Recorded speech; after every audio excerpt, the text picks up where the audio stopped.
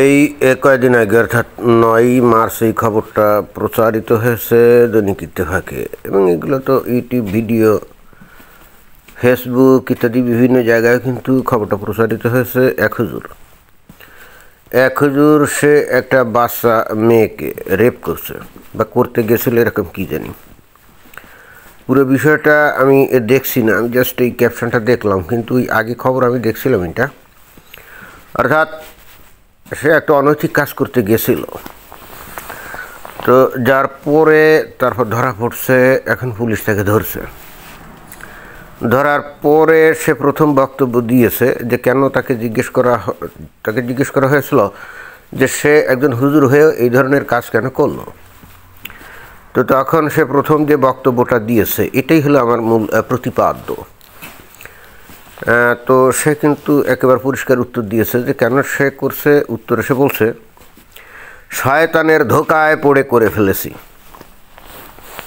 শয়তানের ধোকায় পড়ে করে ফেলেছি। এখন এই বিষয়টা আমার কাছে কেন গুরুত্বপূর্ণ, কারণ ইসলামের বিধান অনুযায়ী এই দিন দুনিয়ায় মানুষ যে আকাম কুকাম করে, অন্য অপরাধ করে, গুনাখাতা করে, এইগুলোর জন্যে ওই মানুষটা কিন্তু দায়ী না।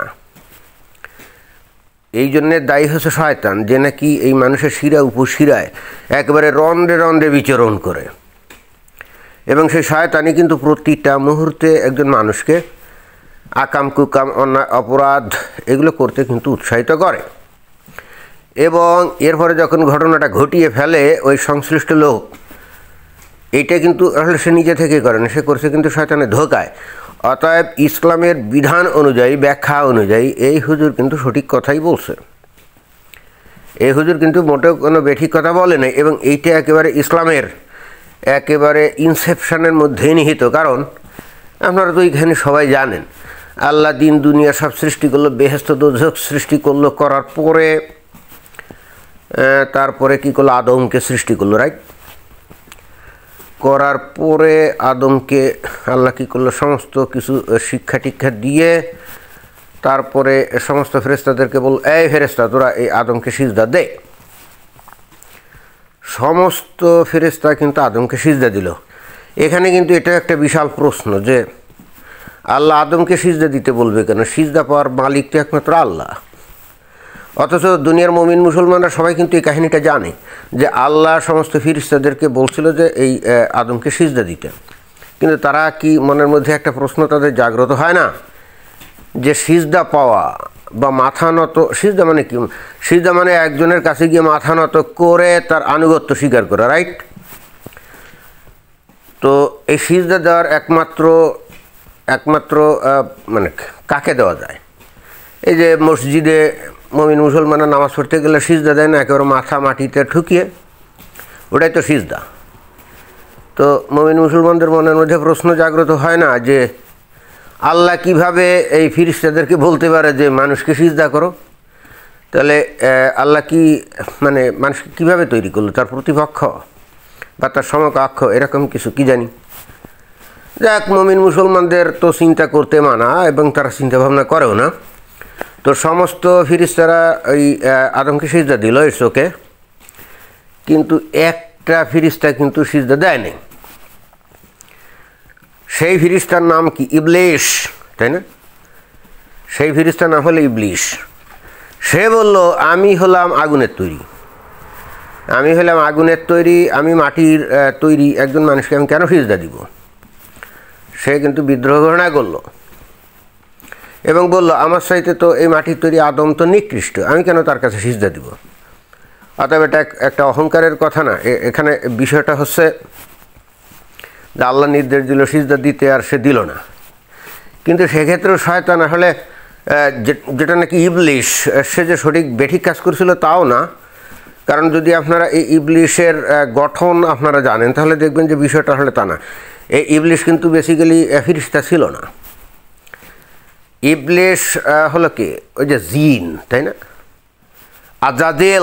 আজাজেল নামের এক জিন। পৃথিবীতে জিনের ব্যাপক উৎপাত শুরু হলে পরে আল্লাহ ফেরেশতাদেরকে নির্দেশ দিল, এই যা তোরা পৃথিবীতে গিয়ে সমস্ত জিনদেরকে খতম কর, অর্থাৎ মানুষ পৃথিবীতে আসার আগে।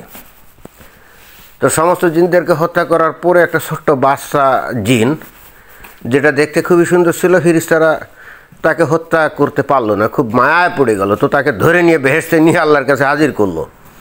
তো আল্লাহ তাকে কিন্তু বেহেশতে থাকার জন্য অনুমতি দিল। অ্যান্ড দেন এ আজাজিল যখন বড় হলো তখন এমন আল্লাহর ইবাদত বন্দেগি করলো যে অবশেষে আল্লাহ তাকে পার্মানেন্টলি বেহেশতে থাকার অনুমতি দিল এবং ফিরিস্তাদের সাথে চলাফেরা করার অনুমতি দিল। তো এখন আল্লাহ যেহেতু ওই ফিরিস্তাদেরকে নির্দেশ দিল যে ওই আদমকে তোরা সিজদা কর, তখন সমস্ত ফিরিস্তা কিন্তু সেই কাজটা করলো, বাট আজাজিল করলো না, অর্থাৎ ইবলিশ করলো না। কেন করলো না? এখানে ইবলিশ তো ফিরিস্তা না, আল্লাহ তো নির্দেশ দিয়েছিল ফিরিস্তাদেরকে, তাই না? কিন্তু ইবলিশ তো ফিরিস্তা না, যদিও ফিরিস্তার মতো হয়তো যোগ্যতা, জ্ঞান, গুণ ইত্যাদি সব কিছুই ছিল। বেসিক্যালি ফিরিস্তাদের জ্ঞান গুণ আছে নাকি? কারণ ফিরিস্তারা শুধুমাত্র আল্লাহর নির্দেশ অনুসরণ করে, এর বাইরে তো তার তো কোনো স্বাধীন চিন্তা চেতনা নেই। বাট ইবলিশের তো স্বাধীন চিন্তা চেতনা ছিল। যেমন উদাহরণস্বরূপ একটা ক্লাসে মনে করেন যে ইন্টারমিডিয়েট লেভেলে একাদশ শ্রেণীতে, সেখানে দেখবেন যে সায়েন্স, আর্টস, কমার্স সমস্ত বিভাগের ওই যে বাংলা পড়া বা ইংরেজি পড়ার জন্য একটা রুমের মধ্যে তাদেরকে নিয়ে যাওয়া হয়। পরবর্তীতে বিজ্ঞানের শিক্ষক এসে যদি বলে, এই তোমরা যারা বিজ্ঞানের ছাত্র তারা এদিকে আসো, তো তখন বিজ্ঞানের ছাত্র ওখান থেকে বের হয়ে চলে গেল। এর মানে এই তো না যে বাণিজ্য এবং আর্টসের যে ছাত্র তারা ওই শিক্ষকের আদেশ অমান্য করলো, তা তো না।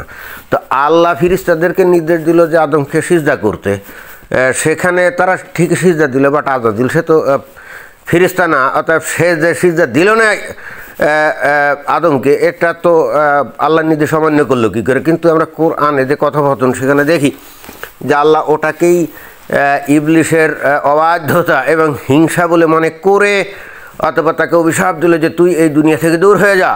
তো তখন ইবলিশ আল্লাহকে বললো, আমি তো বহুত ইবাদত বন্দেগী তোমার করছি, তো আমার তো একটা পুরস্কার পাওয়া উচিত।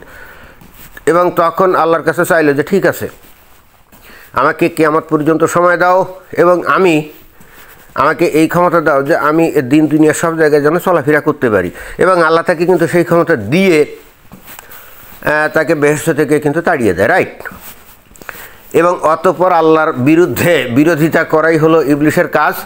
এবং আল্লাহর সাথে কিন্তু সে চ্যালেঞ্জ করে আসে যে তুমি যে বান্দা পৃথিবীতে পাঠাবে, ওই বান্দাদের তুমি তোমার লাইনে রাখবে আল্লাহ, বাট আমি তোমার রাস্তা থেকে বিচ্যুত করব এই বান্দাদেরকে এবং আমি বিজয়ী হব।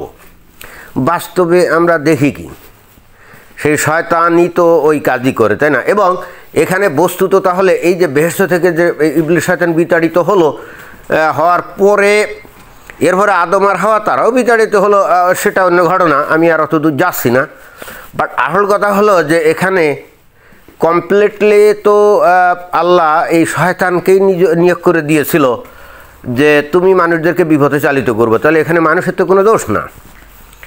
এখানে মানুষ যে আকাম কুকাম করে, যে ছোট ছোট বাচ্চা বালক ধর্ষণ করে বা সেটা বাচ্চার ধর্ষণ করে, তো এর জন্যে তো শয়তানি সারাক্ষণ মানে করে, প্ররোচিত করে, এবং এই জন্যেই তারা আকাম কুকাম করে। তাহলে এই যে হুজুর এখানে বলল যে আমি শয়তানের প্ররোচনায় পড়ে ওই কাম করে ফেলছি, সে ইসলামের বিধান অনুযায়ী, ইসলামের বক্তব্য অনুযায়ী সে কিন্তু সঠিক কথাই বলছে।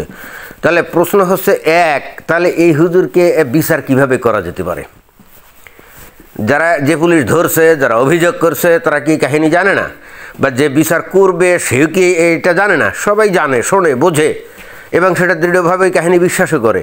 তো এই কাহিনী বিশ্বাস করে এখন এই হুজুরকে যদি বিচার করে জেল হাজত ফাঁস দেয়, তাহলে এরা কি ইসলামের বিরোধিতা করলো না? আল্লাহ কি খুশি হবে?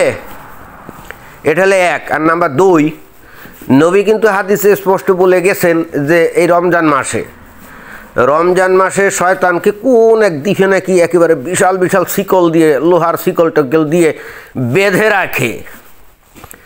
তো বেঁধে রাখে টোটাল রমজান মাসে। তো তাহলে রমজান মাসে তো ওই শয়তান বান্ধাই থাকে। তো তাহলে তো ওই কাউকে তো আর মানে কুমন্ত্রণা দিতে পারে না। তো এই মতাবস্থায় এই হুজুর রমজান মাসে এই বাচ্চা বলৎকার করলো কি করে?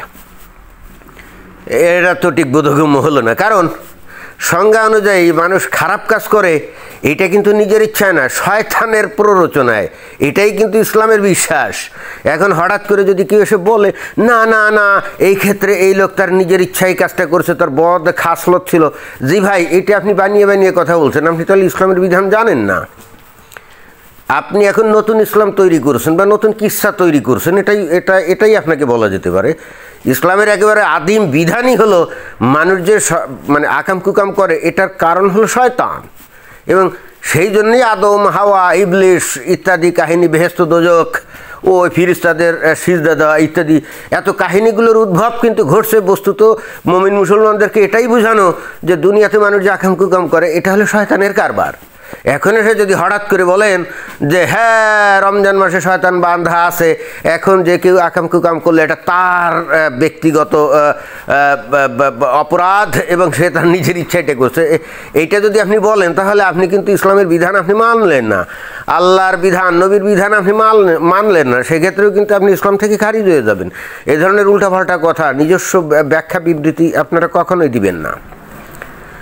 তো অর্থাৎ প্রশ্ন হচ্ছে শয়তান তো বান্ধাই আছে, তাহলে এখানে এখন এই যে এই হুজুর যে বললো যে শয়তানের প্ররোচনা এটা করছে, তো এটা কিভাবে সম্ভব?